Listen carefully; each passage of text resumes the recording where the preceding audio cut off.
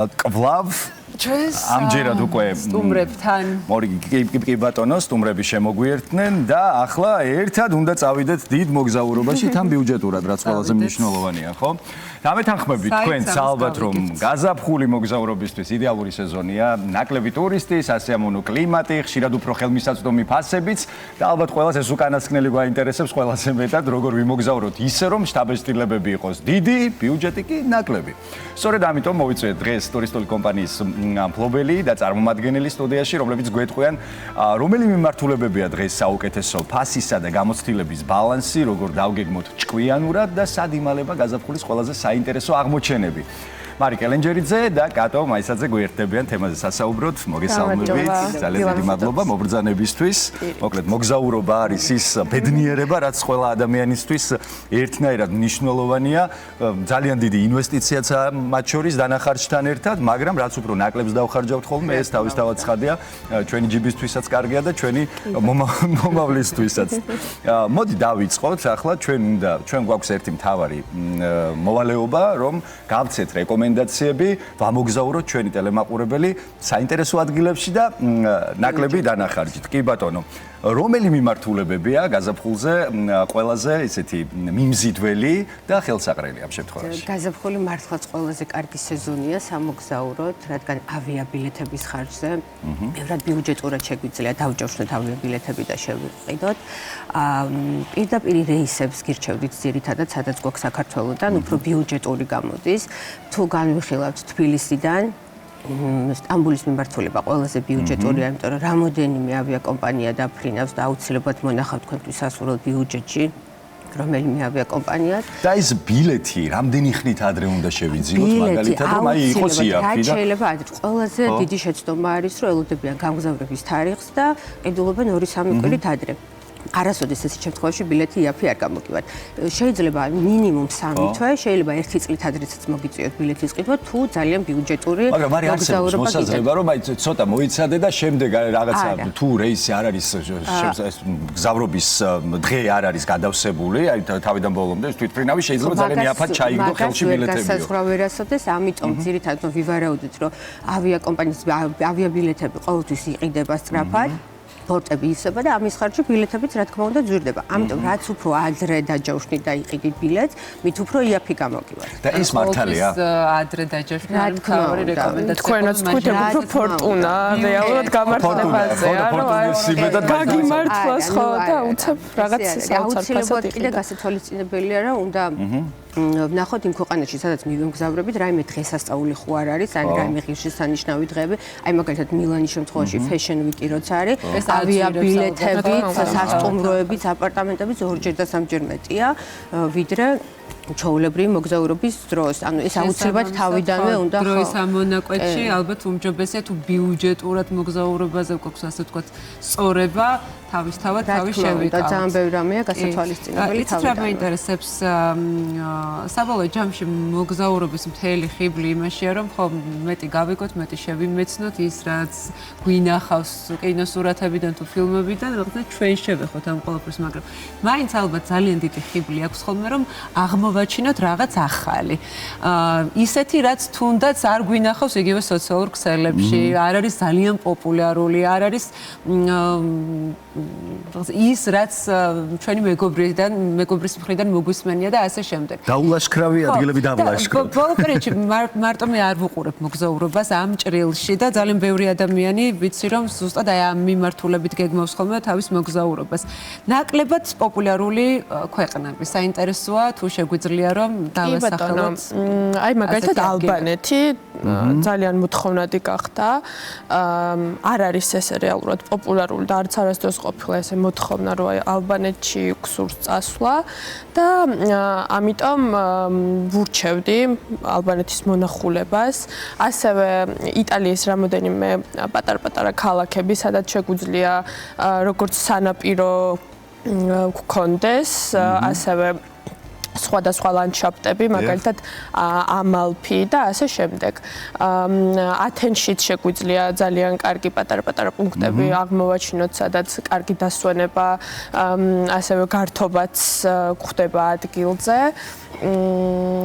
და კი ბატონო, ანუ სტამბული უკვე ითქვა პრინციპში. სტამბული რეალურად უკვე იმდანად პოპულარულია, ფასიც კი შეიძლება ბიუჯეტურია, მაგრამ ის არ არის, რომ აი რაღაც სიუცხოვეა მან და ასე შემდეგ. კი ბატონო, კატო, ერთია, როდესაც ვიგეგმებით და რაღაც წინასწარი ხარჯები უკვე გათვალისწინებული გვაქვს, განსაზღვრული გვაქვს იქ ბილეთში რამდენს გადავიხდით, სასტუმრო იქნება თუ რაღაც აპარტამენტი კონკრეტული, ეს წინასწარ ვიცით, მაგრამ როდესაც მივდივართ, ყოველთვის ისმის ხოლმე მთავარი კითხვა, აი რამდენი დამჭირდება სახარჯად. ისიც გასაგებია, საბანის ადამიანს მოგწდება იქამდე შეგვიძლია რომ ხარჯოთ, მაგრამ მაინც აი ესე საშუალო სტატისტიკური მოქალაქისთვის 4-5 დღიანი მოგზაურობისთვის, რაც როგორც წესი უფრო ხშირია ხოლმე, აი რა ბიუჯეტის ფარგლებში შეიძლება თან ვისი ამოვნოთ, თან ბევრიც არ დავიკლოთ და ძალიანაც არ გადავაჭარბოთ. ისიც რა არის, გააჩნია მიმართულებას პირველ რიგში. რა ჩვენ თუ მივდივართ თურქეთში, all inclusive კონცეფციის სასტუმროში, იქ სახარჯოთ ფული არ გჭირდება, რადგან ყვება ყველაფერი გართობად შესულია. აი ესეც საინტერესოა აქვე. all inclusive-ის შემთხვევაში ჩვენ რაღაც ძალიან ძვირადღირებული გამოდის ხოლმე როგორც წესი, მაგრამ რომელია უფრო ბიუჯეტური? აი ავიღოთ all inclusive და ვიყოთ უზრუნველყოფილი ყველაფრით თუ დავზოგოთ ამაში ფული და შემდეგ ჩვენით გავაკეთოთ. აი საბოლოო ჯამში რომელი უფრო ბიუჯეტური გამოდის? დაახლოებით იგივე ფასი გამოვა. შეიძლება თუ ადრე დავჯავშნით, რა თქმა უნდა, ისევ ამ საკითხამდე მივდივართ, რომ თუ ადრე დავჯავშნით, რა თქმა უნდა, მეტი დანაზოგი გვექნება, მაგრამ დაახლოებით მაინც 2 თვით ადრე დაჯავშნაზე თუა საუბარი, იგივე ფასი გამოდის, რადგან აი ევროპაში სამოგზაუროდ ერთ ადამიანს დაახლოებით 800-დან 1000 ევრომდე სჭირდება. ნუ ამ ფასში რა თქმა უნდა შესულია ავიაბილეთებიც, სასტუმრო ან კარგი აპარტამენტები, ნუ სასტუმრო დაახლოებით 3 ვარსკვლავიანი, სადაც შევა საუზმე და კვებაც. თუ თქვათ უფრო უხეშად რომ თქვათ რაღაც მცირე ბიუჯეტით სურს მგზავრს მოგზაურობა, დაახლოებით 700-დან 800 ევრომდეც შეუძლია რომ შეამციროს. თუ რა თქმა უნდა ვთქვათ ბარგის მაგიროთ ხელბარგით მოგზაურობაზე დათანხმდება, ან თქვათ სასტუმროს მაგიროთ აპარტამენტს აირჩევს და თავად მოიმზადებს თქვათ აპარტამენტში საკვებ თქვათ ყვებას მოკლედ. ადგილმდებარეობას აქვს აუცილებლად. მაგალითად იგივე ამ აპარტამენტებს თქვათ გარეუბანში ვირჩევთ, ბინას ვქირავთ, ლოკაციას რა მნიშვნელობს და რაზე უნდა გავაკეთოთ? ესეც ერთ-ერთი შეცდომაა, რასაც აკეთებენ ხოლმე სასტუმროს დაჯავშნის შემთხვევაში ევროპაში.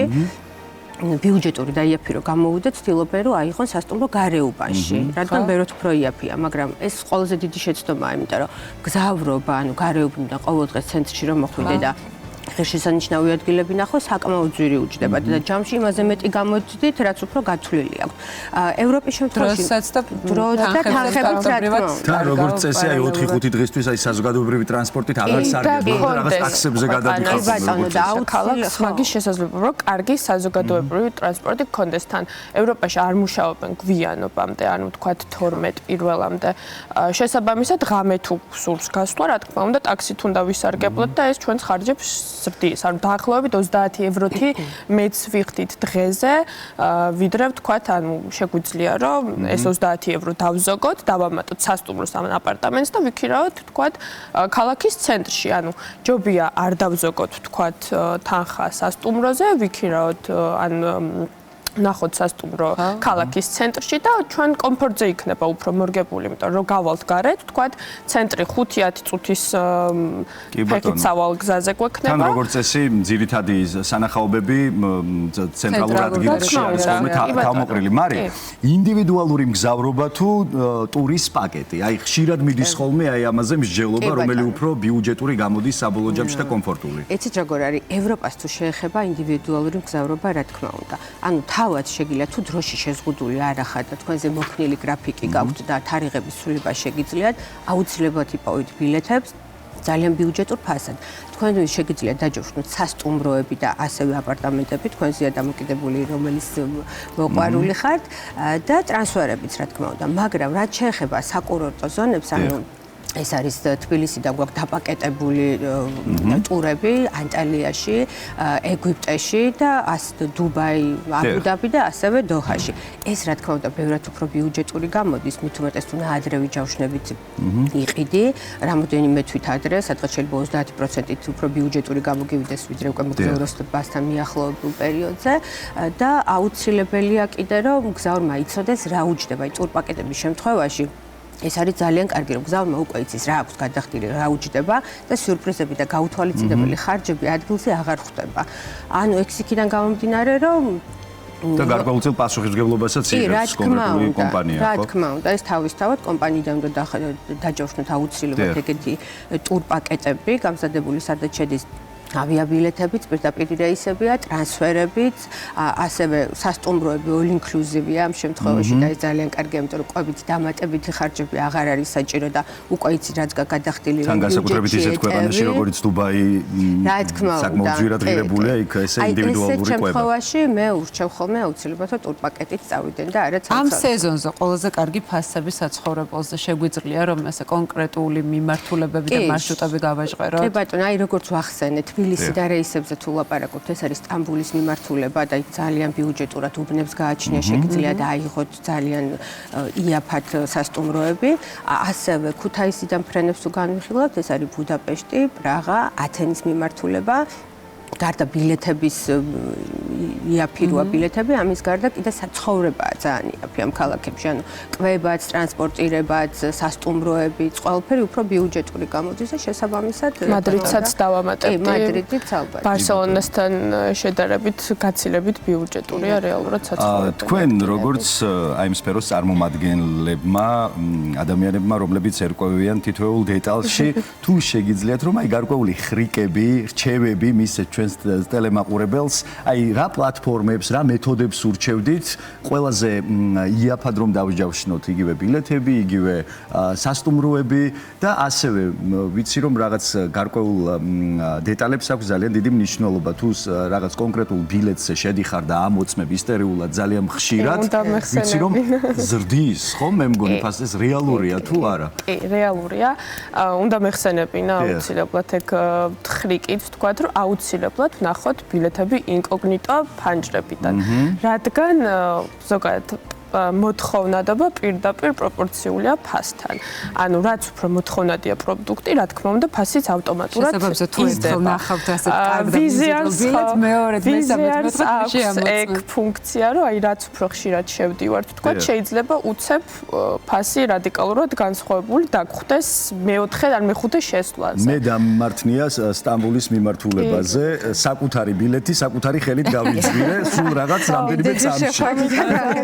ინკოგნიტო ფანჯარას გავხსნით Google-ის ან Safari-ის ბრაუზერში. ხო, ესეც საინტერესო რეკომენდაცია. აუცილებლად დავაყენოთ ფასების შეტყობინება, ეგრეთ წოდებული price alert.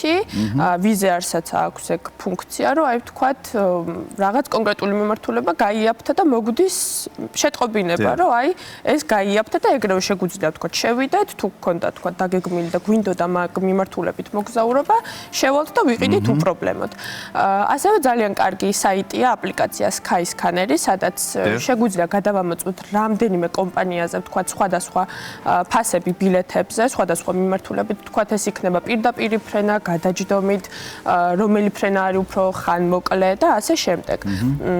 ესეც ძალიან კარგი ხრიკია და ასევე Google Flights-იც არის ანალოგიური აპლიკაცია, სადაც აღნიშნულის გადამოწმება შეგვიძლია. და ძალიან მოკლედ, ხო?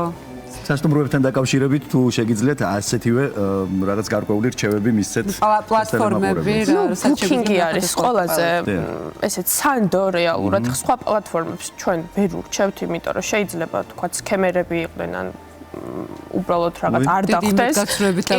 ყოფილა ეგეთი შემთხვევებიც, ამიტომ ყოველთვის ენდო, სანდო წყაროებს. კი ბატონო, Booking-ი, Airbnb და ასე შემდეგ. კი ბატონო, მადლობა ძალიან დიდი. როგორც ვარაუდობდით, ძალიან სასარგებლო აღმოჩნდა თქვენთან კომუნიკაცია და იმედია რომ ასე თulis ჩვენი ტელემაყურებელიც გისურვებთ თქვენი საქმიანობის წარმატებით გაგრძელებას, ბევრ ბედნიერ და კმაყოფილ დამსვენებელს და ჩვენს ტელემაყურებელსაც უსურვებთ მოგზაურობებ, რა თქმა უნდა, იმ მიმართულებით აგეღოთ გეზი დასასვენებლად, ხო, საერთოდ თქვენ გული გაგიწევთ. არაფერი არ არის ცხოვრებაში ნამდვილად ეს არც